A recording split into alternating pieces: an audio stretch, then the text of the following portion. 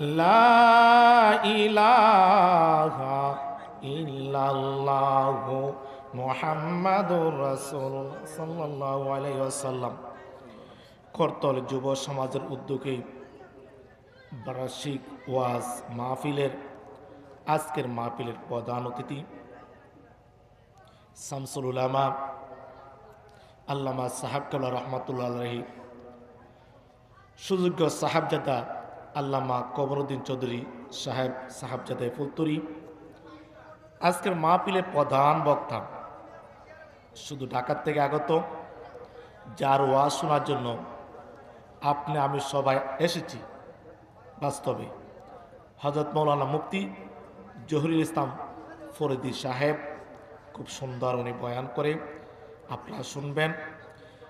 আজকের মাহফিলের প্রধান আকর্ষণ মুফাসসিরে কোরআন হযরত মৌলানা বুরহানুদ্দিন আশরাফী সাহেব বিবারিয়া, উনিও ভালো আলেম। আজকের মাহফিলের বিশেষ বক্তা, তরুণ বক্তা, আপনারা আমাদের সুপরিচিত হযরত মৌলানা হাফেজ কারি তারেক আহমদ সাহেব খুব সুন্দর বয়ান করেন। আপনারা উনি যথাসময়ে চলে আসবেন, আপনারা আসবেন। উপস্থিত আছেন অর্থ মাদ্রাসার সহসুপার মৌলানা আজমল খান সাহেব, উপস্থিত আছেন সহকারী শিক্ষক মোহাম্মদ জুনেদ তরফদার, যারা মাগরিবের আগে ওয়াজ করছেন, খুব সুন্দর বয়ান করছেন। কম সময়ের মধ্যে আজমল সাহেব এবং জুনেদ তরফদার সুন্দর বয়ান করছেন কোরআন হাদিস থেকে। ইনশাল্লাহ ধারাবাহিক চলবে। আমি তো আপনাদের সম্মুখে বসেছি শুধু আপনাদেরকে একটু শৃঙ্খলা করে বসার জন্য, একটু বসাইয়া এরপরে আমিও চলে যাব। যারা অতিথি তারা আজকে ওয়াজ করবে, তারা হচ্ছে আমাদের মেহমান, তারা আসবে, আমরা তো মেহমান না, আমরা এই জায়গায় আমরা তাদেরকে একটা শৃঙ্খলা, একটা শান্তি পরিবেশ এনে দেওয়ার জন্য আমরা এই জায়গার মধ্যে বসছি। তা আমি স্বেচ্ছাসেবক যারা এখন উপস্থিত আছেন, আরও যারা বাহিরে আছেন, আমি মনে করো আপনারা ঘোরাফেরা না করিয়া সবাই জান্নাতের বাগানের মধ্যে চলে আসুন। এখনও রাস্তাঘাটে অনেক মানুষ ঘোরাফেরা করতেছে, অত বছরে একবার এই জান্নাতি বাগান, অত সকালে এই বাগান থাকবে না, এই বাগান থাকবে না। এখন হলে জান্নাতের বাগান। আমি মনে করি আপনারা এই অযথা সময়টা নষ্ট না করিয়া এই জান্নাতের বাগানের মধ্যে চলে আসুন। অত আজকের বসাটা আপনার আমার জন্য জীবনের শেষ বসা হইতে পারে, আর এই বসার উসিলা আল্লাহ পাক আপনি আমার জীবনের গুনাহ মাফ করে দিতে পারেন। এই করতল যুব সমাজ আজকে যে একটা মাহফিলের আয়োজন করেছে, আমি আমার আন্তরিক স্থল থেকে তাদেরকে মুবারকবাদ ও অভিনন্দন জানাচ্ছি। এই যুব সমাজরা এমন একটা মাসে, এমন একটা দিনে রাত্রে আয়োজন করা হচ্ছে, যে মাসটা হচ্ছে মেরাজুন নবী সাল্লাল্লাহু আলাইহি সাল্লামের মাস। এই পবিত্র মেরাজুন নবীর মাসে করতল যুব সমাজ যে একটা প্রশংসনীয় কাজ করেছে, আমার মনে হয় মদিনা ইলফুল ফুজুল যে যুব একটা সংগঠন আল্লাহ রাসূল করছিলেন, অবশ্যই এই সংগঠনের সাথে উসিলায় আমার আল্লাহ পাক মনে আপনাদের যুবকদের আজকে মাহফিল কবুল করে নেবেন। উচ্চস্বরে বলুন সুবহানাল্লাহ। এই জন্য ইলফুল ফুজুরের যুব সংগঠনের যে রাসূল যে কম বয়সী 19, 18, 22, 23 বছর নিয়ে একটা সংগঠন করছিলেন, তোমাদের দিকে তাকাইলে এই মদিনার রাসূলের যুব সংগঠনের কথা আমার স্মরণ হয়ে গেছে। তোমরা দৈন্য মায়ের দৈন্য সন্তান, এই যুব সমাজ তোমরা দৈন্য সন্তান, এই তোমরা যুব সমাজ, তোমাদের কেউ মা কবরো, বাবা কবরো, দাদা কবরো, কেউ দাদি কবরো, কেউ নানা কবরো, নানি কবরো। এই যুব সমাজ তোমরা বলো তো, কেউ বলতে পারবে না হুজুর আমার একজনও কবরের মধ্যে নাই, কেউ বলতে পারবে? সবারই একজন না একজন কবরের মধ্যে শুয়ে রয়েছে। তোমরা দৈন্য মায়ের দৈন্য সন্তান, দৈন্য বাবার দৈন্য সন্তান। এই যুবক তোমরা যে একটা বেহেশতের বাগানের আয়োজন করছো, এটা হলো সদকায়ে জারিয়া। সব তোমাদের বাবার রুহটা দেখতেছে, মার রুহটা দেখতেছে। এই তোমাদের এই আয়োজনের উসিলায় আমার আল্লাহ পাক তোমাদের মা বাবার গুনাহ মাফ করে দিতে পারেন। যুব সমাজ, আহ, যে তোমাদের যে বয়স, এই বয়সে ঘোরাফেরা করতে হয়, ডং তামসা করতে হয়, তোমরা সেই দিকে মন না দিয়া একটা জান্নাতের বাগান আয়োজন করতে পারছো। যেই বাগান আয়োজন করতে কত কষ্ট করছো যুবকরা, আমি জানি তোমরা খুব কষ্ট করছো, খুব কষ্ট করছো। আমি প্রায় মাদ্রাসার অফিসে বসে আজমল জুনদের সাথে আলাপ করতাম, এরা যুবকরা খুব কষ্ট করতেছে। আল্লাহ যেন তোমাদের কষ্টরে সৎকার জারি হিসেবে কবুল করে, সবাই বলুন আমিন। আজকে তোমাদের মেহনতরে, এই কষ্টরে, ইসমরে আল্লাহ পাক যেন কবুল করে, সবাই বলুন আমিন। যাক, আমি বলছিলাম মেরাজের মাস, কি মাস? মেরাজুন নবী সাল্লাল্লাহু সাল্লামের মাসে আয়োজন করছো। গত রাতের মেরাজের রাত্রি গেছে না, আজকের দিনে অনেকেই রোজা রেখেছে। আমরা যে মেরাজের ঘটনাটা সবাই কিন্তু জানি না, সবাই কিন্তু জানি মেরাজ কিভাবে গেছিলেন না গেছিলেন, সবাই জানি, ইতিহাস আমরা জানি, বাংলা বইও জানি। তো মেরাজটাতে কোন কারণে হয়েছিল, কেন হয়েছিল, এটার মধ্যে রহস্য কি, এটা আমি আপনাদের সম্মুখে তুলে ধরবো। কেন মেরাজটা হয়েছে, কোন কারণে আল্লাহ তাআলা আল্লাহর হাবিবকে লাম আকারে সাক্ষাৎ করেছেন, এটা আমি আংশিক আলোচনা তুলে ধরব। আপনারা জানেন তাফসির রুহুল বায়ানের মধ্যে আমি পেয়েছি 3টা কারণে। কটা কারণে? 3টা কারণে। আমি ওয়াজ করতে অবশ্য এলিম লাগে, আমল লাগে, সুরও লাগে, আমার কাছে কিচ্ছু পাইতেন না। আমি খালি যার সময়টা হারিতেছি যেহেতু অতিথি আসার আগ পর্যন্ত। তো অতিথি তো স্বাভাবিকভাবে আসে এশার নামাজ পড়তে গিয়া সব জায়গার মধ্যেই। এর আগে স্থানীয় আলিমুল আমারা, ইমাম সাহরা, হুজুরা কি করে, বয়ান করে একটু শৃঙ্খলা আনার জন্য, সবাইকে একটু বসার জন্য আলোচনা করে। আমরাও এইভাবেই বসছি। তে সব 3টা জিনিস লাগে, এর মধ্যে আমার কাছে কিচ্ছু নাই। আমি বসছি তোমাদের দোয়া নেওয়ার জন্য, তোমাদের কি দোয়া নেওয়ার জন্য। আপনারা জানেন আল্লাহর হাবিব রাহমাতুল লিল আলামিন জন্মের আগে বাবা চলে গেছেন না? নবীজির বাবা দুনিয়া আসিয়া দেখেন নাই। 6 বছর কালে মা চলে গেছেন। কয় বছর? 6 বছরের সময় মা চলে গেছেন।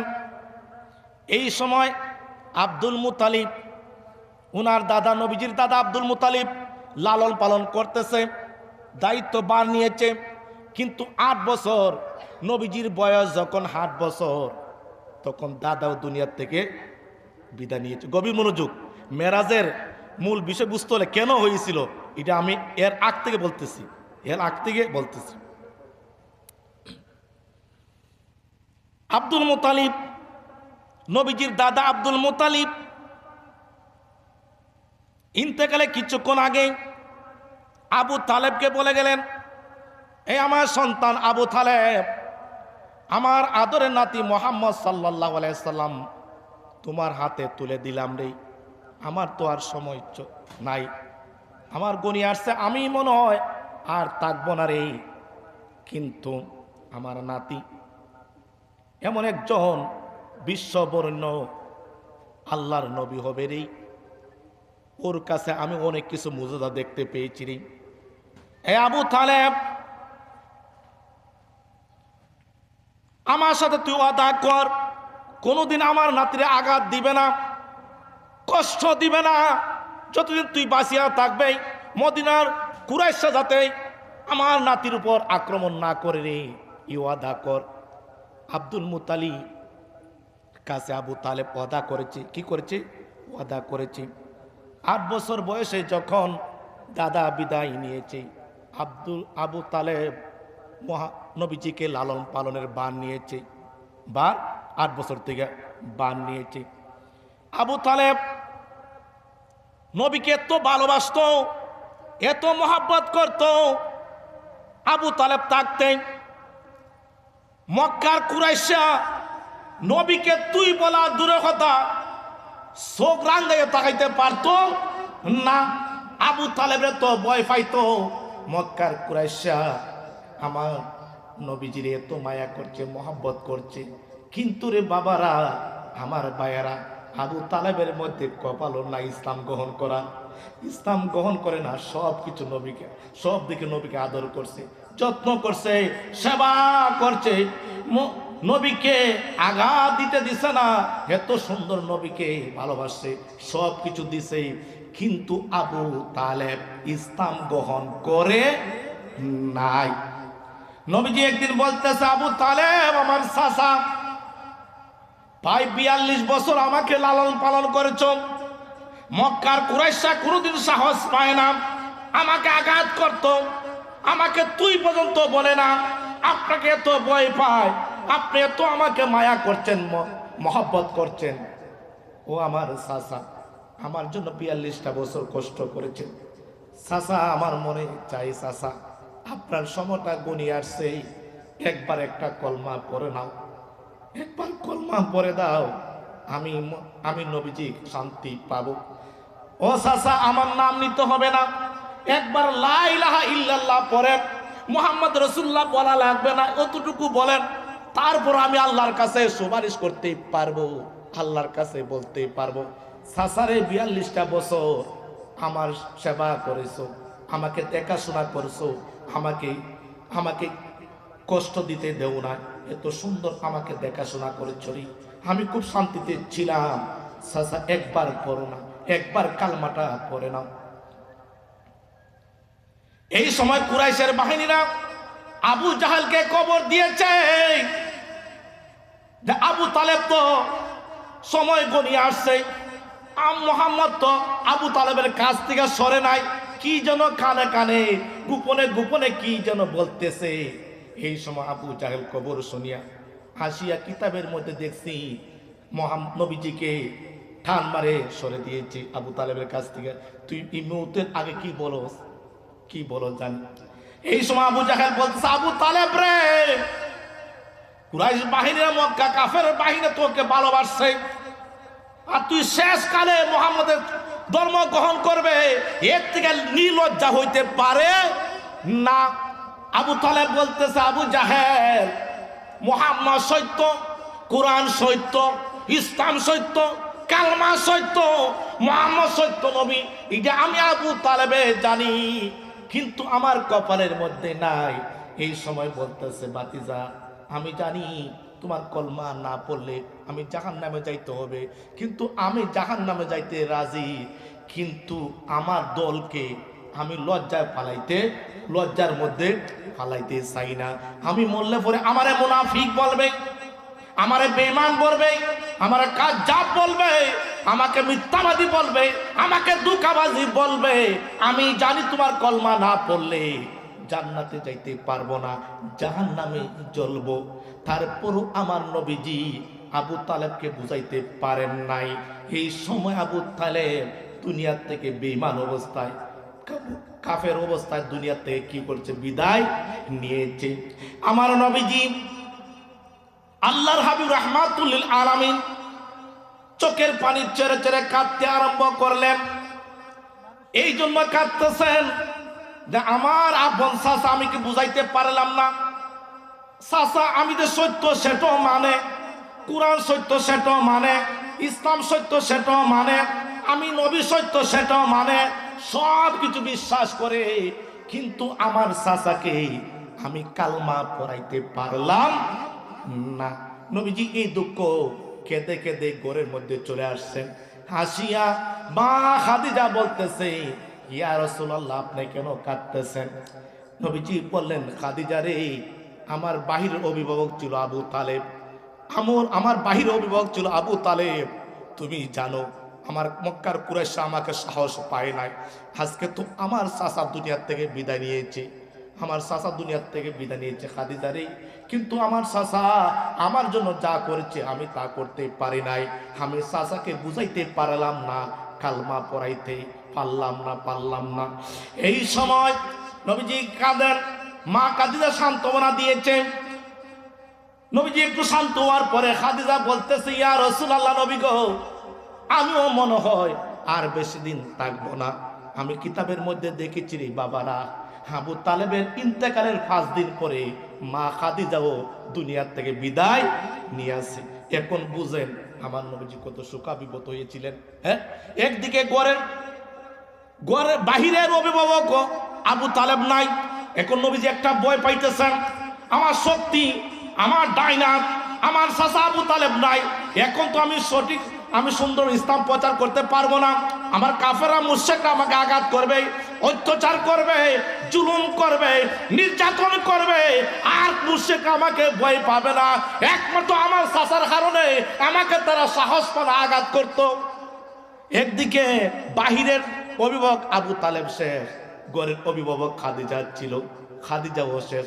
খাদিজা সব কিছু, যখন মক্কার কাফেররা মুশরিকরা কেউ বিশ্বাস করে নাই, খাদিজা নবীকে বিশ্বাস করে বিবাহ করিয়া সমস্ত কিছু নবীর কদমে বিলীন করিয়া দিল। কিন্তু কিছুদিন পরে, 5 দিন পরে খাদিজা দুনিয়া থেকে বিদায় নিয়েছে। এদিকে আবু তালেবও নাই, মা খাদিজা তো নাই, এখন কি করবেন? এখন কি করবেন? দয়াল নবীজি ওনার পালক পুত্র জায়েদ ইবনে হারেসকে বললেন, এই আমার সন্তান, আসরে আর মক্কায় থাকতে পারতাম না রে, মক্কায় থাকতে পারতাম না, যেহেতু আমার চাচাও দুনিয়ার থেকে নাই, আর ইসলাম প্রচার করতে পারতাম না, আমার বিবি খাদিজাও নাই, ঘরে বাইরে আমার অভিভাবক শেষ, এখন একমাত্র অভিভাবক হচ্ছেন আমার আল্লাহ। তখন উনার ছেলে জায়েদ ইবনে হারেসকে বললেন, এ আমার পালক পুত্র, আর মক্কায় থাকবো না রে, আমরা চলে যাব তাইফের মধ্যে। তাইফ হচ্ছে আমার মার দেশ, হালিমা সাদিয়ার দেশ, আমার মার দেশ, দুধ মার দেশ, যে আলিমা সাদিয়া আমাকে দুধ পান করাইছে, আদর যত্ন করছে, আমার মনে হয় তাইফ বেলিয়া আমরা নিরাপত্তা থাকতে পারবো, আমাদেরকে আর কেউ আক্রমণ করবে না। আর যেহেতু আমার মার দেশে আমি চলে গেলে আমার একটা সাহস থাকবে, মার অনেক আত্মীয় স্বজন আমাদেরকে সেভ করবে। হ্যাঁ, ইসলাম প্রচার করতে গিয়ে যদি কোনো বাধা বিপত্তি আসে, কোনো জুলুম নির্যাতন আসে, হয়তো আমার মায়ের দেশে আত্মীয় স্বজনরা আমাকে কি করবে, রক্ষা করবে। কিন্তু জায়েদ ইবনে হারেসকে নিয়ে যখন তাইফের মধ্যে গেলেন, যাওয়ার পরই তাইফবাসী আরো বড় মুনাফিকি করলো, বেঈমানি করলো। আমার নবীজি সবচেয়ে বেশি কষ্ট পাইছেন তাইফবাসীর কাছে। এটা নবীজি দুনিয়া থাকতে কোনোদিন বলতে পারবেন না, আসরের ময়দানে বলতে পারবেন না, কোনো জায়গাতে বলতে পারবে না। মা আয়েশা একদিন বলতেছি, ইয়া রাসূলুল্লাহ, নবী গো, সবচেয়ে আপনার কষ্ট কোন জায়গার মধ্যে বেশি পাইছেন? কারা? কইছেন তাইফবাসীরা। তাইফবাসীরা, যে আমার মার দেশ, আমার মার দেশ আমি একটা বড় মন নিয়ে গিয়েছিলাম, কত আমার মায়ের আত্মীয় স্বজন আমাকে রক্ষা করবে। না না না, এখানে গিয়া তাইফবাসীরা আমার নবী যখন ইসলাম প্রচার করতেন, পাথর মেরেছে শরীর মুবারকের মধ্যেই। আমার জায়েদ ইবনে হারেস নবীজিকে রক্ষা করতে গিয়া সেও আঘাতপ্রাপ্ত হয়েছে, অজ্ঞান হইয়া জমিনের মধ্যে পড়ে গেছে। তাইফবাসীরা আমার নবীকে এমন আঘাত করেছে, রক্ত মুবারক শরীর থেকে জড়তে জুতা মুবারকের কাছে লেগে গেছে, পাও এবং জুতা একসাথে লেগে গেছে। নবীজি অজ্ঞান হইয়া যখন তাইফের জমিনের মধ্যে পড়লেন, যুবকরা অট্টহাসি করিয়া আবার নবীজিকে নবীজি তোলার পর যখন হেঁটে হেঁটে যাইতেন, আবার আঘাত করে, আবার নবীজি জমিনের মধ্যে লুটাইয়া পড়েন, আবার আঘাত করে, আবার লুটাইয়া পড়েন। এইভাবে করতে করতে আমার নবীজি একটা আঙ্গুর বাগানের মধ্যে ঢুকলেন। কি বাগান? আঙ্গুর বাগানের মধ্যে ঢুকলেন। দরিয়া ঢুকার পরে যখন একটু বেহুশ হইয়া পড়িয়া রইলেন, জায়েদ ইবনে হারেস পালক পুত্র কাঁদে, আমার নবীজিও কাঁদেন। একটা মানুষ আসলো না নবীকে রক্ষা করতে। তখন বাগানের মালিক, উনার নাম হলো আদ্দাস। উনার নাম কি? আদ্দাস। উনি ইরাকে মুসাল শহরের মানুষ, ইউনুস নবীর এলাকার মানুষ। নবীজি জিজ্ঞাসা করেন, তোমার নাম কি? আমার নাম আদ্দাস। তোমার বাড়ি কোথায়? ইরাক অমুক শহরে। বুঝছি তুমি ইউনুস নবীর শহরে। আদ্দাস বলছে, ইয়া রাসূলুল্লাহ, আপনি ইউনুস নবীকে কিভাবে চিনেন? উনি হচ্ছেন আমার মতো একজন নবী, ওনাকে আমি ভালোভাবে চিনি, যদিও সাক্ষাৎ না, সরাসরি না হয়, কিন্তু অভ্যন্তরীণভাবে অনেকবার আমার ইউনুস নবীর সাথে সাক্ষাৎ হয়েছে। তখন আব্বাস আঙ্গুরের রস নবীজির মুখে দিল। নবীজি দুর্বল হইয়া গেছেন, দুর্বল হইয়া গেছেন। আর এদিকে যায়েদ ইবনে হারেস একটা খেজুর গাছের মধ্যেই তায়েফবাসীরা বেঁধে রাখছিল। নবীজি যখন শুইয়া পড়লেন, আব্বাস বাগানের নিজের বাগানের আঙ্গুর ফলের রস নবীজির মুখে দিল। নবীজি যখন চুষে চুষে খাইলেন, একটু শক্তি সঞ্চার হলো, একটু দাঁড়াইলেন, আবার বসিয়া পড়লেন। অল্প কিছুক্ষণ পরেই দেখা যায় জিব্রাইল আলাইহিস সালাম আমার নবীর সামনে হাজির হইয়া গেছে। আমার নবী বললেন, জিব্রাইল, হে জিব্রাইল, তুমি কেন আসছো? জিব্রাইল বলতেছি, ইয়া রাসূলুল্লাহ, আমার আল্লাহ সব কিছু দেখতেছেন, সার্বক্ষীণ নজর রাখতেছেন। আপনাদের তায়েফবাসীরা আঘাত করেছে, অত্যাচার করছে, জুলুম করেছে, আমার আল্লাহ এগুলা দেখতেছেন। ইয়া রাসূলুল্লাহ, আমার আল্লাহ আমাকে পাঠিয়েছেন, আপনি একটু যদি বলেন তায়েফবাসীদেরকে আমার দুইটা পাহাড় দিয়া একবারে তুলার মতো মিশাইয়া দিবেন। নবীজি চোখের পানি ছেড়ে ছেড়ে বললেন, জিব্রাইল, তারা তো আমার মায়ের দেশের মানুষ, আর তারা যদি আমার সম্মান না করে আমি তাদেরকে সম্মান করি, আমার মনে চাই না রে। নূহ নবী আল্লাহর কাছে আবদার করিয়া তোমার জাতির ধ্বংস করিয়া দিছিলেন, আর আমার নবীজির কাছে জিব্রাইল আইয়া বলে, আল্লাহ পাঠাইছেন, আপনি একটু বললই ইচ্ছা হইলই আমি ধ্বংস করিয়া দিব। হই না না না, হেরা হচ্ছে আমার মায়ের দেশের মানুষ রে, হেরা আমাকে চিনে নাই, সত্যি সত্যি একদিন তারা আমাকে চিনবে। কিন্তু তাইফের মধ্যে একজন মুসলমান হয়েছে, ওই বাগানের মালিক আদ্দাস, উনি মুসলমান হয়েছে। আর 60জন জিন, 6জন জিন, 7টা জিন আর একজন মানুষ তাইফের মধ্যে মুসলমান হয়েছে। আমার নবীজি 10 দিন তাইফের মধ্যে থাকছিলেন। কদিন? 10 দিন থাকার পরে চলে আসছেন। আসিয়া কিছুদিন পরই আমার আল্লাহ তাআলা জিব্রাইলকে বললেন, জিব্রাইলে যাও যাও, আমার বন্ধুর সাথে আমি সাক্ষাৎ করব। বুঝছেন নি ঘটনাটা? আমার বন্ধুর সাথে আমি সাক্ষাৎ করব। এইদিকে দেখছেন তাইফে মায়ের খাইছেন, আবু তালেবও নাই, নবীর মন ভেঙে গেছে, মা খাদিজাও নাই, নবীর মনটা ছোট হইয়া গেছে, আবার মায়ের দেশও গেছেন, সেখানে আঘাত পাইছেন। 3টা কারণ আনি, এই 3টা কারণে আমার আল্লাহ তাআলা বন্ধুরে সান্ত্বনার জন্য, খুশি করার জন্য আমার আল্লাহ পাক জিব্রাইলকে পাঠাইয়া মক্কা থেকে বাইতুল মুকাদ্দাস থেকে 7 আসমান উপরে আরশ আজিম থেকে লামকানে সাক্ষাৎ করেছেন। উচ্চ স্বরে বলুন সুবহানাল্লাহ। এবার আমার নবীজি মক্কায়, কিতাবের মধ্যে দেখেছি কাবা শরীফের পাশে ঘুমোচ্ছিলেন, অনেকে লেখছে হজ্জে আসওয়াদ পাশ ছিলেন, যা কাবা শরীফের মধ্যে ছিলেন। হঠাৎ জিব্রাইল আলাইহিস সালাম 87 রাত্রে যখন আসলো, আসিয়া বলতেছি, ইয়া রাসূলুল্লাহ, নবী গো, এটা সূরা বনী ইসরাঈলের মধ্যে প্রথম আয়াতের মধ্যে আছে। হ্যাঁ আছে, মেরাজের ঘটনা। কুরআনে আছে ইসরা, আর হাদিস আছে মেরাজ। ইসরা মানে মক্কা থেকে বাইতুল মুকাদ্দাস, এটারে বলা হয় ইসরা। আর বাইতুল মুকাদ্দাস থেকে আসমান উপরে, এটা পুরাটা বলা হয় মেরাজ। একটা আছে ইরাজ, আমি বলবো। এবার বাইত মক্কা শরীফ জিব্রাইল আসলো, আসিয়া বলতেছি, ইয়া রাসূলুল্লাহ, নবী গো, আল্লাহ আমাকে পাঠিয়েছেন, আপনি আল্লাহর সাথে, আল্লাহ আপনার সাথে সাক্ষাৎ করবেন। আমার আল্লাহ তো অন্তর্যামী খোদা, নবীর দুঃখের খবর জানেন, যেহেতু কিছুদিন আগে তাইফবাসী বেঈমানি করছে।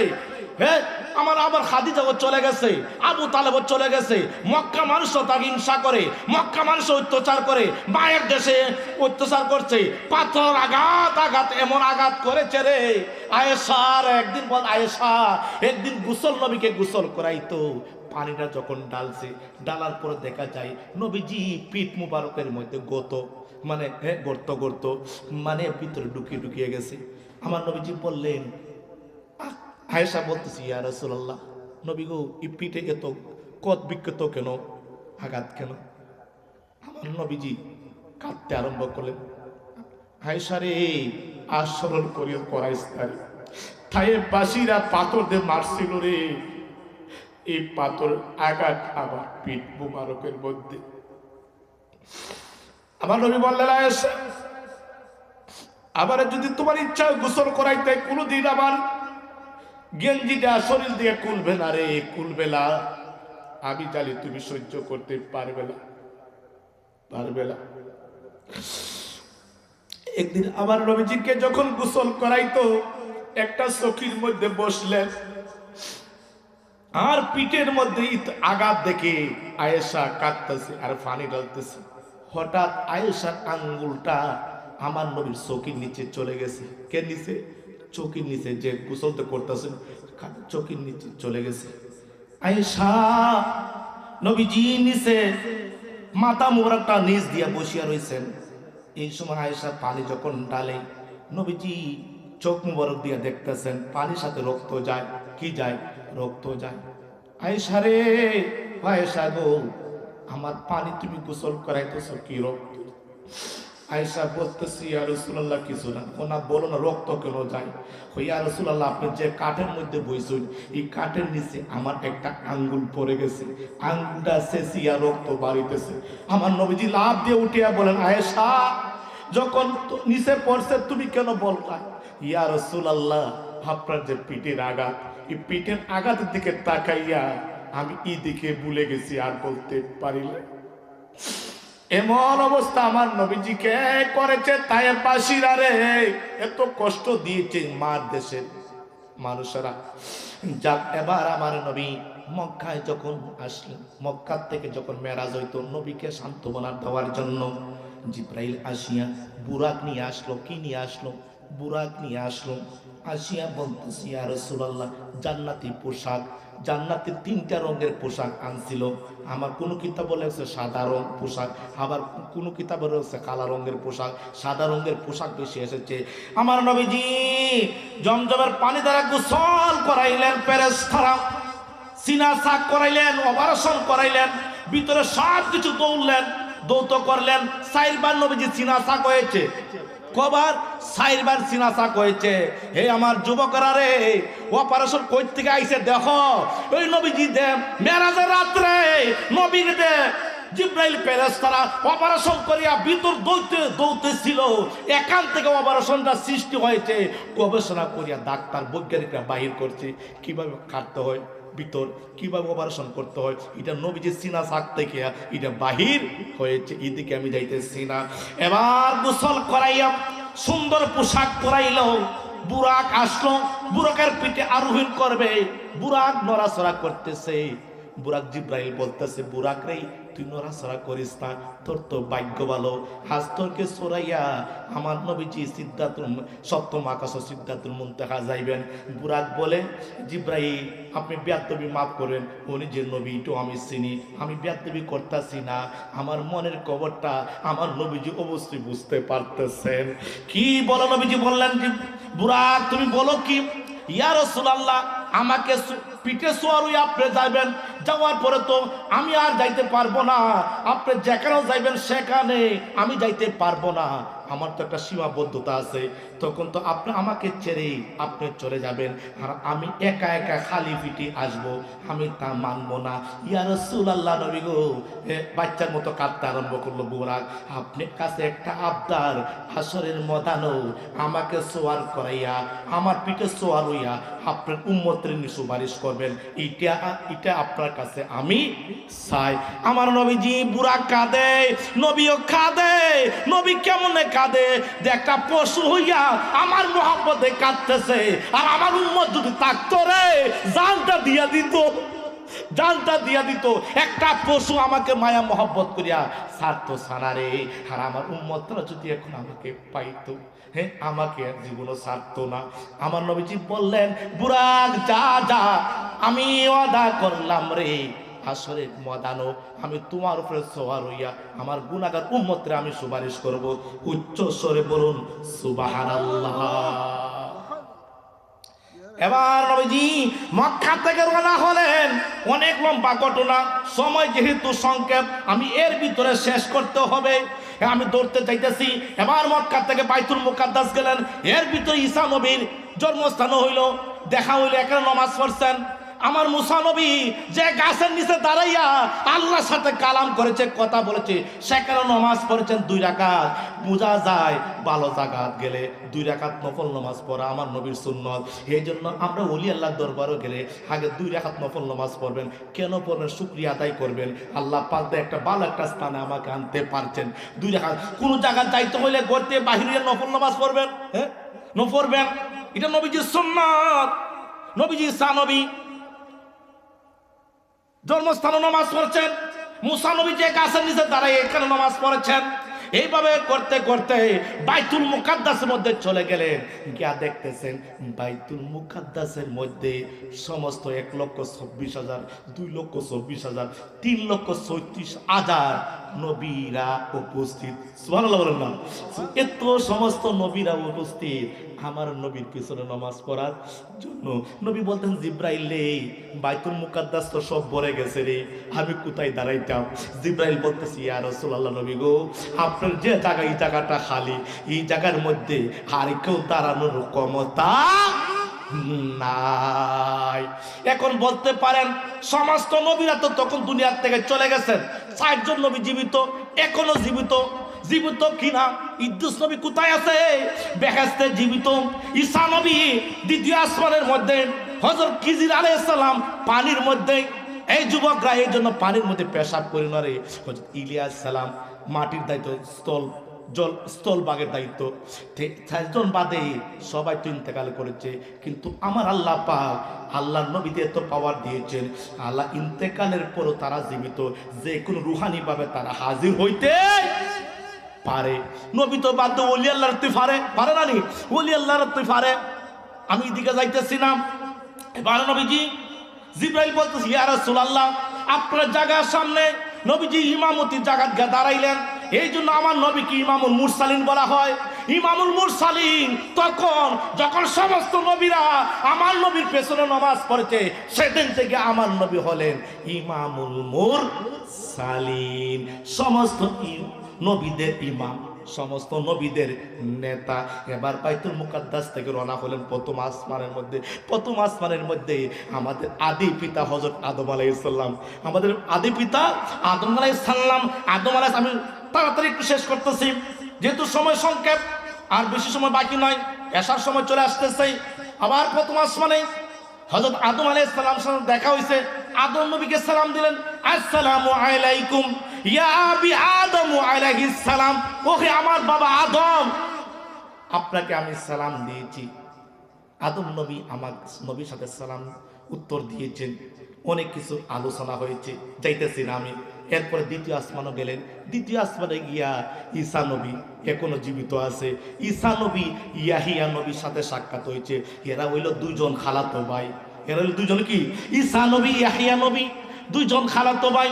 তৃতীয় আসমানে দেখা হয়েছে হযরত ইউসুফ নবী, খুব সুন্দর নবী, হ্যাঁ সুন্দর নবী, ইউসুফ নবীর সাথে দেখা হয়েছে।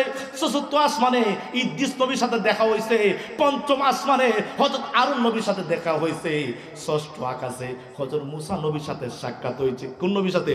মুসা নবী। মুসা নবী বলছিল, আল্লাহ আমাকে নবী না বানাইয়া আখিরের জীবনে নবীর উম্মত বানাইতে আমি আরো বেশি শুকরিয়া আদায় করতাম। মুসা নবী আমার নবীর কাছে একটা প্রশ্ন, হাদিসের ব্যাখ্যা চেয়েছে, উলামাউ উম্মতি কা আম্বিয়াই বানি ইসরাঈল। মুসা নবী বলতেছে, হে আল্লাহর হাবিব, আপনার কাছে এই হাদিসের ব্যাখ্যা চাই।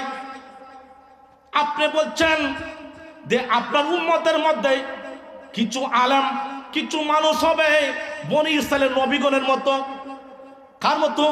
নবী বনি ইসরাঈল, মুসা নবী, ঈসা নবী, দাউদ নবী, সুলাইমান নবী, তাদের মতো আপনার উম্মতরা হবে। এলিমের ক্ষেত্রে, কোন ক্ষেত্রে? এলিম, কোন এলিম? যে বাতিনি এলিম, যে মনের খবর বলতে পারে। আপনার উম্মতের এত পাওয়ার হবে, এই হাদিসটা আমি ব্যাখ্যা জানতাম।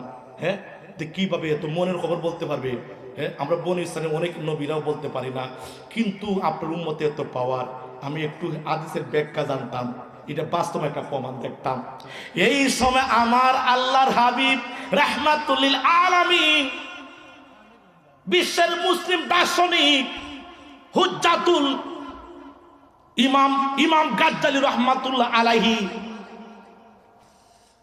রুকু জগৎ থেকে আল্লাহর হাবিব ইশারা দিলেন, আইয়া মুসা নবীর সামনে হাজির ইমাম গাজ্জালি, বিশ্বের মুসলিম দার্শনিক ইমাম গাজ্জালি, হুজ্জাতুল ইমাম গাজ্জালি রাহমাতুল্লাহ আলাইহি। আপনার ইতিহাস পড়েছেন, অনেক বড় দার্শনিক ছিল, আল্লাহওয়ালা ছিল। বললেন, এই মুসা নবী, আমার ইমাম গাজ্জালিকে তুমি জিজ্ঞাসা করো। মুসা নবী জিজ্ঞাসা করলেন, তোমার নাম কি? গভীর মনোযোগ, জিজ্ঞাসা তোমার নাম কি? তো উনি ইমাম গাজ্জালি হইতো না, আমার নাম গাজ্জালি। মুসা নবী তো জিজ্ঞাসা করলেন নাম কি তা? যদি আপনারা আমাকে বলেন আপনার নাম কি, আমি বলবো আমিনুল ইসলাম। শেষটা উত্তর, যেমন প্রশ্ন তেমন উত্তর, শর্ট প্রশ্ন শর্ট উত্তর, শর্ট প্রশ্ন শর্ট উত্তর। কইছো তোমার নাম কি? আমার নাম ইমাম গাজ্জালি, আমার বাপের নাম অমুক, আমার মায়ের নাম অমুক, আমার দাদার নাম অমুক, আমার দাদির নাম অমুক, আমার নানার নাম অমুক, আমার নানির নাম অমুক, আমার 14 পুরুষ। আচ্ছা ইতা কইছেন মুসা নবী, তোমার নাম কইছেন? বেটাই এত লম্বা কইলিছে। আমি আপনার নাম কইছি, জিগাই আপনি এত লেকচার দিছেন কেন? মুসা নবী কই, গাজ্জালি রে, আর আমার নবীজির পাশে জিব্রাইলের পাশে। আজ থেকে 2.5 বছর পূর্বে জমিনে যখন আপনি ছিলেন, এই তো মুসা নবী কইতেছে, অথচ ইমাম গাজ্জালি আনায়, ইমাম গাজ্জালি তো দুনিয়াতে আনায়, রুহু জগতে হইতে পারতেছে। আপনি 2.5 বছর পূর্বে দুনিয়ার জমিনে যখন আমার আল্লাহ আপনাকে প্রশ্ন করছিলেন, ওয়ামা তিলকা বিয়ামিনিকা ইয়া মূসা, আমার আল্লাহ যখন বলছিল ওয়ামা তিলকা বিয়ামিনিকা ইয়া মূসা, এটা তোমার হাতে, এটা কি? তোমার হাতে এটা কি? ইমাম গাজ্জালি কইতেছে, আল্লাহ যখন তোমারে বলছিল তোমার হাতে এটা কি, তুমি কইছো হিয়া আসা, এটা একটা লাঠি, আতাওয়াক্কাউ আলাইহা, এটা আমি বর দিয়া দিয়া চলি, হয়টা আমি বর দিয়া চলি, ওয়া আহুসু বিহা, আমি কেউ ফাই আঘাত করি, কোনো খারাপ কিছু দেখলে আমি এটাতে আবার আঘাত করি, আলা গানামি, আমি ছাগলের পাল, মেষ পাল, আমি এগুলা দেখাশোনা করি, ওয়ালিয়া ফিহা মাআরিবু উখরা, এবং গাছের পাতা বাড়িয়া বাড়িয়া ফালাই, যখন গাছের পাতা বাড়িয়া নিচে পালাই তা আমার ছাগলগুলা খায়, আরো অনেক কাজ করি। আচ্ছা, কে বলছে? ইমাম মুসা নবী। আপনারা আল্লাহ কইছিল তোমার হাতে লাঠি কি, তোমার হাতে ইটা কি, তুমি কইতা লাঠি, শেষ উত্তর শেষ না হুজুর, হুজুর বলছো না, ও আসা হি আসা, এটা একটা লাঠি। তুমি আবার কইছো, তুমি আল্লাহ কইছো এটা কি, তুমি কইতা লাঠি, তুমি কইছো এটা লাঠি, এটাতে আমি বোর দিকে আটি, আবার আঘাত করি, আবার ছাগলের ফাল ফালি, আবার গাছও বাড়িয়া ফাতা ফালায়, আবার ছাগলরে খাওয়ায়, আবার অনেক কাজ করি, এইভাবে অনেক কাজ করি। আপনি এত লস্কার দিচ্ছেন কেন? সুবহানাল্লাহ বলেন। ইমাম গাজ্জালি কিভাবে জানলো? হ্যাঁ, আপনি যেভাবে আল্লাহর একটা প্রশ্ন উত্তর দিকে দীর্ঘ সময় বলছিলেন, আল্লাহ করছেন শর্ট প্রশ্ন, আপনি দিচ্ছেন দীর্ঘ লম্বা উত্তর, তদ্রুপ আপনি আমাকে শর্ট করছেন, আমিও দীর্ঘ উত্তর দিয়েছি। সুবহানাল্লাহ বলেন না। কিভাবে জানলেন ইমাম গাজ্জালি? তখন মেনে নিছেন উলামাউ উম্মতি কাআম্বিয়াই বানি ইসরাঈল। ঠিক আছে, আপনার উম্মতের পাওয়ার আছে, আপনার উম্মতের কি আছে? পাওয়ার আছে। একদিন ইমাম আবু হানিফা রাহমাতুল্লাহ আলাইহি কুফা মসজিদের মধ্যে একটা লোক উযু করতেছে, দেখো কোন তুমি জিনা করেছো, ইবাদা হয় কিভাবে জানলাম? আসলে উজুর পানি তো গুনাহ জড়িয়ে যায়, এটা হাদিসও আছে। উজুর পানির মধ্যে আমি দেখতেছি তুমি যে জিনা করছো, এই জিনার গুনাহটা উজুর পানির সাথে দইয়া যাইতেছে। সুবহানাল্লাহ বলেন না। তখন লোকটা পা দুইটা হুজুরের কাছে কমা চেয়েছে, মনের কথা বলে দিছ। আর একদিন ইমাম গাজ্জালি, ইমাম আবু হানিফা সব নিয়ে একটা মসজিদের, কুফা মসজিদের মধ্যে বসে, বাহিরে বারিন্দার মধ্যে বসে আলোচনা করতেছে। হঠাৎ একটা বল আইয়া পড়লো, খেলার বল, ফুটবল যেমন বাহিরে খেলতেছে না, হঠাৎ আইয়া মসজিদের ভিতরে পড়লো। সবাই কেউ সাহস পান, একটা ছেলাইয়া বলটা ভিতর থেকে নিয়ে গেছে, বলটা ভিতরে। তখন ইমাম গাজ্জালি চোখ মুজা হইলা, এই ছেলেটা মনে যারও সন্তান হইব। কি কইলা? যারও সন্তান। ওইটা মনে মা বাবা ঠিক নাই। আসলে দেখা যায়, খবর লিয়ে দেখা যায় আসলে তার মাও নাই, বাবাও নাই, কোনো ঠিক ঠিকানা নাই বিয়াদবি দিকে কইছেন কি তো মনের খবর বলতে পারছেন নি? হ্যাঁ হ্যাঁ, এদিকে আমি যেতেছি না। আল্লাহর ওলিদের পাওয়ার আল্লাহ দিয়েছেন, এটা নবীর উম্মতের পাওয়ার। এবার ষষ্ঠ আকাশ থেকে সপ্তম আকাশে গেলেন। আমাদের জাতির পিতা কি? হযরত ইব্রাহিম আলাইহিস সালাম না জাতির পিতার অন্য কেউ? ইব্রাহিম আলাইহিস সালাম আমাদের জাতির পিতা, যিনি বাইতুল মামুর, যিনি কাবা ঘর নির্মাণ করেছিলেন। আমার আল্লাহ পাক কাবা ঘরের নির্মাণ করার কারণে এত ইজ্জত এত সম্মান দিয়েছেন। আমার আল্লাহ পাক সোজা সপ্তম আকাশে ফেরেশতাদের মসজিদের মুতাল্লি বানাইয়া দিলেন। সুবহানাল্লাহ বলো না? হ্যাঁ। আল্লাহর ঘরে খেদমত করলে উপরে উঠে না, নিচে নিচে যায়, উপরে উঠে।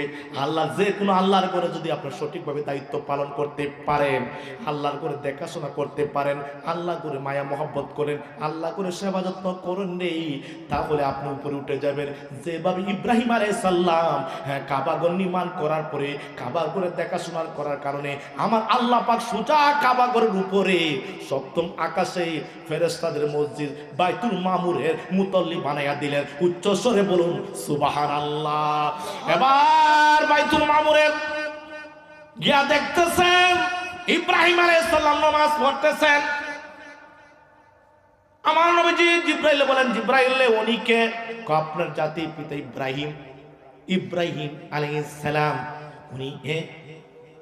উনি মুতাল্লি, এই মসজিদে মুতাল্লি। এই ছোট ছোট বাচ্চারা কে রে?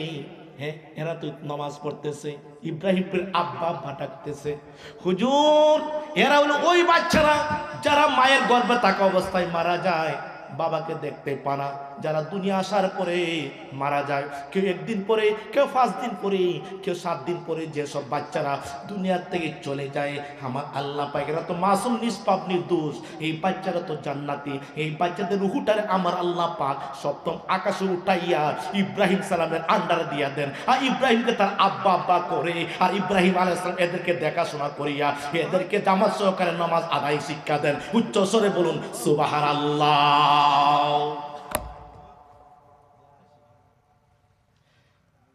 বুঝা যায় ছোট বাচ্চারা মরলে একদিকে লাভ আছে, লাভ আসেনি, মা বাবার লাভ আছে। হাদিস শরীফ আরো পেয়েছি, ছোট বাচ্চা যারা মারে ডাকতে পারে নাই, বাবারে দেখে নাই, মারা গেছে, ওই বাচ্চারা কাল কিয়ামতের ময়দানে ওই বাচ্চারা যখন পাগল হয়ে যাবে বাবাকে দেখার জন্য, মাকে দেখার জন্য, মাকে জান্নাতে নিয়ে যেত, বাবাকে জান্নাতে নিয়ে যাইতো। হাদিস শরীফের মধ্যে পেয়েছি বাচ্চারা আসরের মতন একটা চটপটি করবে, একটা জবলা, একটা মুরগা জবাই হলে যেভাবে চটপটি করে সেইভাবে বাচ্চারা চটপটি করবে। আমার বাবা নি জাহান্নামে চলে যায়। কিতাবের মধ্যে দেখছি ছোট বাচ্চারা জাহান্নামের দরজা দাঁড়িয়ে থাকবে, তার বাবা নি জাহান্নামে ঢুকে যায় বা মা নি জাহান্নামে ঢুকে যায়। এইভাবে যখন কুচ করিয়া পাবে না, তখন নাভির থেকে একটা সুতা বাহির হবে, আল্লাহর কুদরতি সুতা। ওই সুতাটা তার মা বাবাকে টানিয়া তার কাছে নিয়ে আসবে, আর তার মা বাবাকে দুজনকে টানিয়া নিয়া সে জান্নাতের মধ্যে চলে যাবে। উচ্চ স্বরে বলুন সুবহানাল্লাহ। ছোট বাচ্চা বলে একদিকে লাভ আছে মা বাবার, একদিকে কি লাভ আছে। এবার আমি সামনের দিকে অগ্রসর হই। সপ্তম আকাশে যখন ইব্রাহিম আলাইহিস সালামের সাক্ষাৎ হলো, আলোচনা হলো, আলোচনা হওয়ার পরে সিদরাতুল মুনতাহার মধ্যে গেলেন। সিদরাতুল মুনতাহা এক সীমান্ত একটা গাছ, মানে বর্ডার আছে না? আপনার যদি ভারত যাইতে, ভারত বাংলাদেশ একটা বর্ডার আছে, কত তারের বেড়া আছে, গাছ আছে, যে কোনো একটা সীমানা চিহ্ন আছে। তো সপ্তম আকাশের সিদ্ধাতুল বর্ডার, এরপরে কেউ যাইতে পারে না, এরপরে কেউ যাইতে পারে নাই। লাউ দাও না তু মিনহা আন মিলাতান লাউ হুরিতু। জিব্রাইল বলতেছি, ইয়া রাসূলুল্লাহ নবী গো, এখন যদি আমরা এক চুল পরিমাণ অগ্রসর হই, আল্লাহর নূরের তাজালতে জ্বলে সারকার হইয়া যাইমু। আল্লাহ নূরের তাজালতে জ্বলে কি সারকার হইয়া যাইমু। জিব্রাইল বলতে, ইয়া রাসূলুল্লাহ আমাদের পাওয়ার শেষ। জিব্রাইল বুরাকও বলতেছে আমার পাওয়ার শেষ।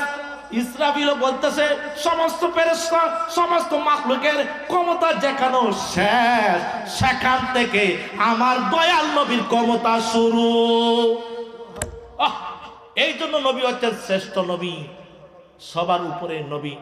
হ্যাঁ, যে জায়গার মধ্যে কোন নবী যাইতে পারে না রে বাবারা, একমাত্র আমার দয়াল নবী গেছেন। জিব্রাইলের পাওয়ার শেষ, মিকাইলের পাওয়ার শেষ, ইসরাফিলের পাওয়ার শেষ, সমস্ত মাখলুকের পাওয়ার শেষ, সমস্ত মানুষের পাওয়ার শেষ, সমস্ত জাতির পাওয়ার যেখানে শেষ রে, সেখান থেকে আমার দয়াল নবী ক্ষমতা শুরু হয়েছে মাত্র। এবার বুরাক বলতেছে, শেষ জিব্রাইল বলতেছে শেষ সবার পাওয়ার, এখান থেকে এক নবী যাইতে হবে একা। সে জমিন থেকে মক্কা থেকে জিব্রাইলের সাথ ধরছিল, বাইতুল মুকাদ্দাসও গিয়েছিল, বুরাক জমিন থেকে গিয়েছিল, ফেরেশতারা গিয়েছিল 70 থেকে 70,000 ফেরেশতারা গিয়েছিল, কিন্তু গিয়া সপ্তম আকাশের পরে গিয়ে সবার শেষ পাওয়ার, কিন্তু এখান থেকে শুধু একা আমার নবী রনা, হ্যাঁ রনা। তখন জিব্রাইল বলতেছি, ইয়া রাসূলুল্লাহ নবী গো, আপনার কাছে একটা আবদার, আপনার মায়া লাগে, এখন একলা যাইবেন, একা একা যাইবেন, আল্লাহর কাছে একটা জিনিস সুপারিশ করবেন আমার জন্য। আমার তো 600 নূরের পাকা আছে, কয়শত? 600 নূরের পাকা আছে গো। আমি চাই আপনার উম্মতরা আমার পাকা যাতে ফুলসেরাত, অনেক উম্মতরা ফুলসেরাত দেখলে ভয় পাবে, হ্যাঁ ফুলসেরাত অত চিকন থাকবে, সুর থেকে আরো চিকন থাকবে, ফুলসেরাত কেউ পার হইতে পারবে না, ভয় পাবে। আমি চাই গো আমার 600 নূরের পাকাটা যাতে ফুলসেরাতের উপরে বিছাইয়া দিমু, আর এই পাকার উপরে দৌড়ে দৌড়ে যাতে আপনার উম্মতটা জান্নাতে চলে যেতে পারে। উচ্চস্বরে বলুন সুবহানাল্লাহ। আমার নবী আমার আল্লাহ পাকের কাছে নবীজি আবদার পেশ করলেন, হাযা লিমান সাহি বাকা ওয়া আহলি মুহাব্বাতিকা। আমার দুই শ্রেণীর লোক এই জিব্রাইলের পাকার উপর দিয়ে পার হবে। একটা হচ্ছে সাহাবায়ে কেরাম, আর একটা হচ্ছে নবীকে যারা মহব্বত করে, নবীকে যারা ভালোবাসে, নবীর আশিক, নবীর প্রেমিক যারা রে, তারা 600 নূরের পাকার উপর দিয়া ফুলসেরাত পার হইয়া যাবে। উচ্চ স্বরে বলুন সুবহানাল্লাহ। এবার নবীজির সমস্ত পাওয়ার শেষ, বুরাকের পাওয়ার শেষ। 7:15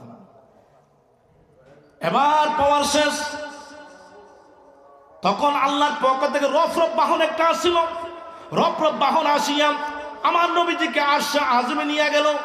70টা পর্দা ভেদ করিয়া, প্রায় 36,000 বছর রাস্তা, 36,000 বছরের রাস্তা আর হইয়া আমার আল্লাহ পাক আরশে আযমে চলে গেছেন। আমাদের এখানে আজান হবে 1:15, কটা? এটা 7:15, 7:15 আজান হবে। যাক আমরা যথাসময় ইনশাআল্লাহ আমি মাইক ছেড়ে দিব। বলেন ইয়া রাসূলুল্লাহ শুধু নাম শুনি কানে, ইয়া হাবিবাল্লাহ শুধু নাম শুনি কানে, নাম শুনিয়া হইলাম পাগল আমরা গোলামে, নাম শুনিয়া হইলাম পাগল আমরা গোলামে, ইয়া রাসূলুল্লাহ শুধু নাম শুনি কানে, ইয়া হাবিবাল্লাহ শুধু নাম শুনি কানে, ইয়া রাসূলুল্লাহ শুধু নাম শুনি কানে, নাম শুনিয়া হইলাম পাগল, নাম শুনিয়া হইলাম পাগল আমরা গোলামে, ইয়া রাসূলুল্লাহ শুধু নাম শুনি কানে।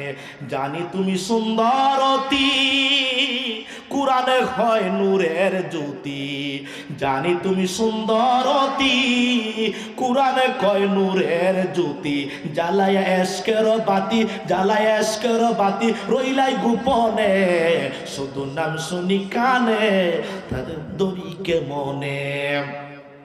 যাক অনেক লম্বা গজল, আমি এই দিকে যাইতেছি না রে বাবারা, আমার সময় যেহেতু শেষের দিকে, আমি তাড়াতাড়ি ঘটনাটা শেষ করতে হবে। এবার আমার নবী সিদরাতুল মুনতাহা থেকে কার মাধ্যমে? রফরফের মাধ্যমে আরশে আযমে গেলেন। আরশের মধ্যে গিয়া বললেন, হ্যাঁ আরশের মধ্যে লেখা আছে লা ইলাহা ইল্লাল্লাহ মুহাম্মাদুর রাসূলুল্লাহ।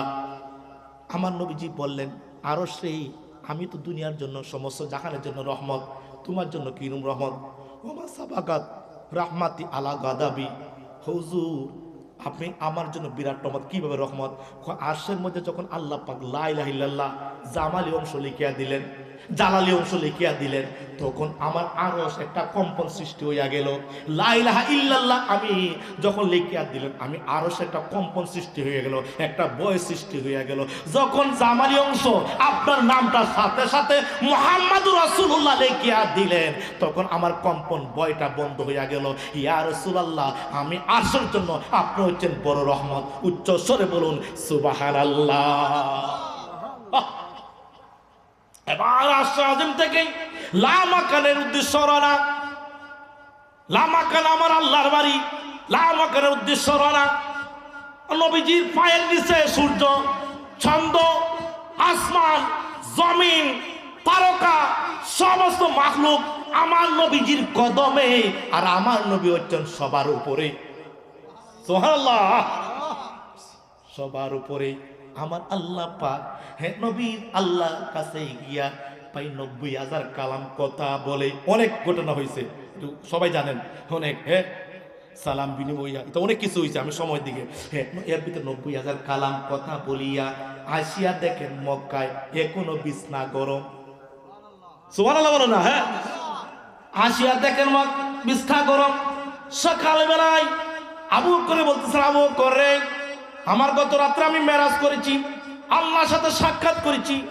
আবু বকর নবীজির কথা শুনে বলে, সাদাক্তা ইয়া হাবিবাল্লাহ, ইয়া রাসূলুল্লাহ, নবী গো, আপনি যা বলছেন তা সত্য, যা বলছেন তা সত্য। নবীজি বললেন, আমি মেরাজে গেলাম, হ্যাঁ, তুমি কোনো প্রশ্ন না করিও, আমাকে বিশ্বাস করে দিচ্ছ। ইয়া রাসূলুল্লাহ, আমি জানি আপনার জীবনে কোনোদিন মিথ্যা কথা বলেন নাই। মক্কার কুরাইশরা আপনাকে আলামিন উপাধি দিয়েছে, হ্যাঁ, আর আমি তো, হ্যাঁ, এরা আপনাকে আলামিন উপাধি দিয়েছে মক্কার কুরাইশ, আর আমি তো আবু বকর। তার আগে তো আমি, তাদের থেকে তো আমি আরো বিশ্বাস আপনারা আরো বেশি করি। আপনি তো কোনোদিন মিথ্যা কথা বলেন না, আমরা জানি। তখন আমার নবী যখন বলতেছেন, আমি মেরাজে গিয়েছি, আল্লাহর সাথে সাক্ষাৎ করেছি, এই সময় আবু জাহেল শুনতেছে, আসতেছে, কয় মুহাম্মদ পাগল হইয়া গেছে। কি হয়ে গেছে? পাগল হইয়া গেছে। হউঞ্চনি কই মক্কার থেকে বাইতুল মুকাদ্দাস, বাইতুল মুকাদ্দাস 7 আসমান, 7 মাসে সিদ্ধাতুল মুনতাহা, সিদ্ধাতুল মুনতাহা আরশ আজিম, এবার লামকান, এই সামান্য সময়ের ভিতরে কিভাবে যাইতো? হ্যাঁ, এখন হ্যাঁ, দেখছনি পাগল হইয়া গেছে। কিন্তু আমার আল্লাহ বলতেছেন, ওয়ামা সাহিবুকুম বিমাজনুন। ওই দুনিয়ার মানুষরা, আমার বন্ধু, আমার আল্লাহ বলে আমার বন্ধু পাগল না, পাগল না রে, পাগল না রে, আমার বন্ধু পাগল নাই রে। এবার জিব্রাইল আমার নবীজি বলতেছেন, আবু বকর তুমি বিশ্বাস করছো, সত্য বিশ্বাস করছো, আমাকে প্রশ্ন না করিয়া, আমাকে কোনো প্রশ্ন বলছো না, একবার নির্দ্বিধায় বিশ্বাস করছো। আজকের থেকে তোমার একটা উপাধি হইল সিদ্দিক। সিদ্দিক মানে কি? সত্যবাদী। সিদ্দিক মানে কি? সত্যবাদী। কিন্তু আবু জাহেলকে বিশ্বাস করতে পারলেন না। আমার নবীজি বলেন, আবু জাহেলে যদি বিশ্বাস না করো, আমাকে যে কোনো একটা প্রশ্ন করতে পারো, হ্যাঁ, আমাকে যে কোনো প্রশ্ন করতে পারো। আমার নবীজির কথা হলো, আবু জাহেল তো আমার যে কোনো একটা প্রশ্ন করবে, যেহেতু আমি গেছি, আমার তো প্রশ্ন করলে আমি বলতে পারবো। কিন্তু এমন একটা প্রশ্ন করলো, বাইতুল মুকাদ্দাস বলো তো কটা দরজা, কটা জানালা? আচ্ছা, আমার নবীজি বাইতুল মুকাদ্দাস দরজা জানালা গণনা লেগেস্তানি, হ্যাঁ, আমার যদি বলো মাদ্রাসা, আমি তো মাদ্রাসা সুফান, যদি কোনো হুজুর দরজা হলে জানালা ঘটা, আমি জীবন হইতার মু, এটা আমার গলার কাজ দিই না। আমি লেখাপড়া করাইতাম, মাদ্রাসা দেখাশোনা করতাম, বাচ্চা কাচ্চা কেমন লেখাপড়া করি দেখতাম না, নি দরজা জানালা কাজ দিয়ে আমার গনতাম। হ্যাঁ, এমন একটা প্রশ্ন করলো, মানে নবীজিকে শরম দেওয়াইতো, লজ্জিত করাইতো। আর আমার আল্লাহ পাক বন্ধুরে কোনো জাত লজ্জিত করাই না, যেহেতু আল্লাহ স্বয়ং বন্ধুর উপরে খুশি। আর হ্যাঁ, বন্ধুর উপরে খুশি, এই বন্ধুর ইজ্জত তো আল্লাহ রক্ষা করবা না নি। এই সময় নবীজিরে যখন বললো বাইতুল, যদি সত্য হয়ে থাকে, আসমানের কথা শেষ, সপ্তম আকাশের কথা জিজ্ঞাসা করবো না, আরশে আজিমের কথা জিজ্ঞাসা করবো না, লামাকানের কথা জিজ্ঞাসা করবো না, জমিনে বাইতুল মুকাদ্দাসের কথা আপনাকে বলতেছি। বলে তো দরজা জানালা এটা কটা আছে? এই সময় আমার নবী সেজদার মধ্যে পতিত হইয়া গেলেন, আল্লাহর দরবারে কাঁদতেছেন, মাবুদ রে, এমন তো আবু জাহেল আমাকে এমন একটা প্রশ্ন করছে, যদি আমি উত্তর না দিতে পারি আমি লজ্জিত হইয়া যাব, আমি একটা কলঙ্কিত হইয়া যাব। এই সময় আমার আল্লাহ বললেন, জিব্রাইল আইয়া বলতেছে, ইয়া রাসূলুল্লাহ, নবী গো, আপনি মাথা উত্তোলন, মাথা মুবারক তুলেন, তুলেন, তুলেন, দেখেন, দেখেন গো, আমি বাইতুল মুকাদ্দাস জিব্রাইল আপনার সামনে হাজির করিয়া দিছি। নবীজিকে যখন বাইতুল মুকাদ্দাসে দেখাইয়া দিল, নবীজি দেখিয়া দেখে বলেন, দরজা এইটা, ডাইন দিকে এই অতটা, বাম দিকে অতটা, পূর্ব দিকে অতটা, পশ্চিম দিকে অতটা, গনিয়া যখন গনিয়া গনিয়া বললেন, আবু জাহেল তখন শর্মিন্দা হইয়া গেছে, হ্যাঁ, শর্মিন্দা হইয়া গেছে। তখন বলছে, না এটা আবার ঠিক আছে, কিতা হয়, এইটা আবার ঠিক আছে। কিন্তু আবু জাহেল জানে নবী সত্য, ইসলামও সত্য, ধর্ম সত্য, নবী কোনোদিন মিথ্যা কথা বলেন নাই, মেরাজও গিয়েছিলেন সেটাও জানে, জানা থাকা সত্য সে অস্বীকার করে, অস্বীকার করে অর্থ হইল তার যে একটা ধর্ম, তার যে একটা দল, এই দলকে শক্তিশালী করার জন্য, তার দলকে শক্তিশালী করার জন্য যদি মুহাম্মদের সব কিছু মেনে না হয়, তার দল যে দল থেকে সে কি বিচ্যুত হয়ে যাবে, তার নেতা মানবে না। হ্যাঁ, মুহাম্মদের সব কিছু সত্য জানা থাকা সত্য সে নবীজিকে মানল না, হ্যাঁ, বরঞ্চ তার কপালের মধ্যে। এইভাবে মেরাজের ঘটনা আমি যতটুকু বলছি, যাক মোটামুটি গুছাই আনিছি, মোটামুটি গুছাই আনিছি না নি, যাক আমি তো ওয়াজিও না কইছি না, ওয়াজিও না, আমি বক্তাও না, আমি আপনাদের সম্মুখে দুই কথা বলছি যে আপনাদের দোয়া নেওয়ার জন্য। কি দোয়া নেওয়ার জন্য? আমার যেহেতু আমার মা নাই, বাবা নাই, আপনি আমার মা বাবার জন্য দোয়া করবেন। আমরাও আপনাদের অনেকের মা বাবা নাই, আমি জানি, দোয়া করব। বিশেষ করে করতল গ্রামে অনেক মানুষ, যারা আমি আজকে 13 বছর হয়ে গেছে, অনেক মানুষ আমাকে মায়া করছে, মহব্বত করছে, আজকে অনেকে মায়া করে কবরে শুয়ে রয়েছে। আমি প্রত্যেকদিন তাদের জন্য দোয়া করি, আজকে দোয়া করব। আমরাও একদিন চলে যাব, আমরা কি একদিন চলে যাব, আমরা যাতে আল্লাহ পাক যেদিন মরণ দেয়, ভালো একটা দিনে যাতে মরণ দেয়, নমাজি অবস্থা যাতে মরণ দেয়, যাতে আমরা নবীর দিদার নসিব করে দুনিয়াতে যেতে পারি। আল্লাহ যেন প্রত্যেকে তৌফিক দেন। ওমা আলাইনা ইল্লাল বালাগ। আসসালামু আলাইকুম ওয়া রাহমাতুল্লাহি ওয়া বারাকাতুহু।